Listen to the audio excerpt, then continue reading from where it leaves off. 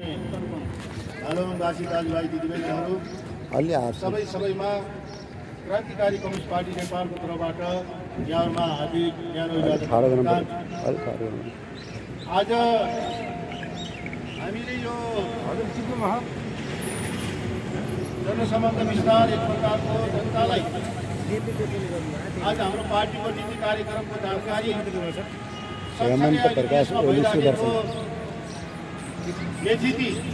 विसङ्गतिको बारेमा सचेत र सङ्गठित हुनुको लागि आह्वान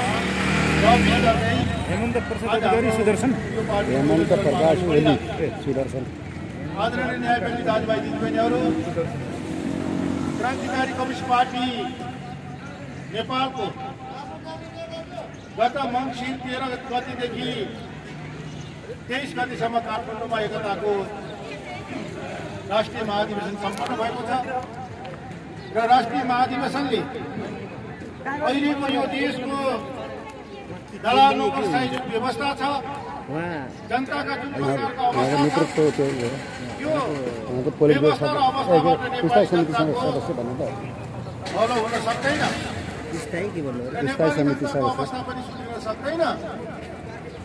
त्यसैले अहिलेको यो दलाल नोकरशाही व्यवस्थाको विरुद्धमा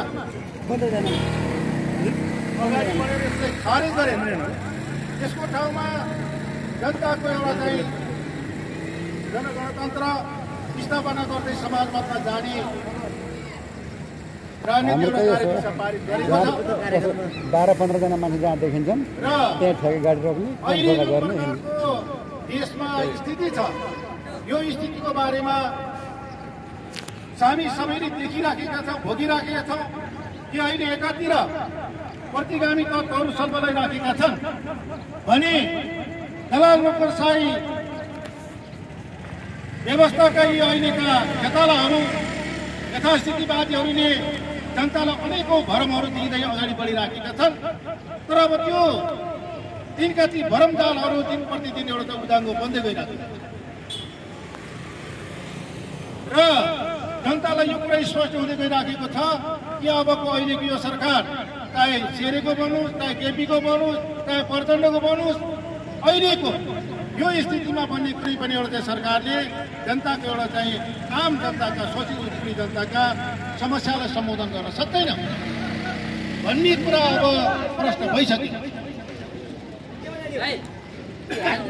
आदरणीय न्यायप्रेमी दाजुभाइ दिदीबहिनीहरू, र यो कुरा स्पष्ट भइसक्सँगै अर्को कुरा के स्पष्ट भएको छैन भने नेपाली जनताको सामु यसको विकल्प के हो, विकल्प के हो भन्ने कुरामा नेपाली जनतालाई अलमल छ। विकल्प खोजेको छ नेपाली जनताले, तर विकल्प के हो भन्ने कुरामा अलमल छ।